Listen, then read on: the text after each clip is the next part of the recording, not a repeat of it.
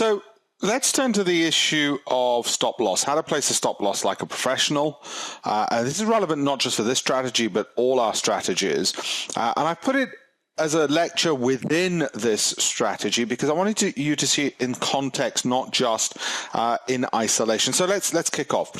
What is the stop loss? Well, it's a point at which we exit a loss. How do we know why we should exit a loss? Well, you have to exit a loss at some stage, otherwise you're tying up capital. Now, people sometimes disagree with this. Say, no, I'll just wait. It'll always turn around. But don't forget, the longer you wait, you're tying up capital with which you could be earning money. The other danger, if you don't make an exit, is you could get bigger losses. And how often has that happened to all of us? The reason for our trade no longer applying is the key reason why you exit at a loss. So for those who ask, well, why should I exit at a loss? That's the key reason. The reasons for entering the trade don't apply. So why are you in the trade? And professionals do it. You see, private investors get this idea that, no, I'm never going to take my losses. I'll just hold on and hold on and hold on, turn my short-term trades into long-term trades. Doesn't matter. Well, actually, it doesn't get you anywhere. It's not a good idea to do it that way. So that's why we take a loss. That doesn't answer the question about how professionals do it. So let's look at that. How do professionals do it? And for professionals, it's this way. They have a reason why they are where they are, and it's not just a random number. They don't just think, oh, I'll just exit at this point.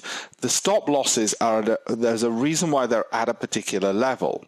They tell you they're at a level which tells you that your original reason for getting into the trade no longer is correct and you should exit.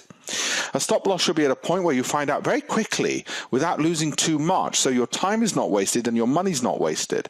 They're in a place where daily price moves don't just hit it, or minute-by-minute price moves don't hit it. So let me give you an example. This is how professionals set stop losses, okay? All of these 4 reasons, focus on them, look at them, and I'll give you now what I mean specifically. So let's look at the earlier example that we had of the breakout trade. The reason that the stop loss is put at point 3 is because that's the point at which, if we were right and there's a breakout, the price should not go. It should not go to point 3. It simply should not go down here if we were right and it's supposed to be an upward move. If it's supposed to be an upward move, we just simply shouldn't have gone down into point 3. Okay?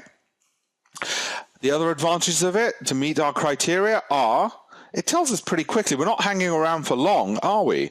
Time-wise, it tells us pretty quickly, and we're not having to wait a lot of money and risk a lot of money because, look, it's a pretty tight stop loss. But although it's a tight stop loss, i.e. not too far from our entry, although it's a tight stop loss, it is not so close to our entry that it could easily get hit by just daily movements or minute by minute or whatever these bars are, by just the random movements of the bars in just regular trading. Got it? So it's got all those elements. That's what a professional stop loss has.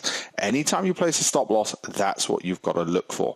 Now we'll move forward into the other aspects of how do you know how much money to put on a trade, which relates back to our reward risk.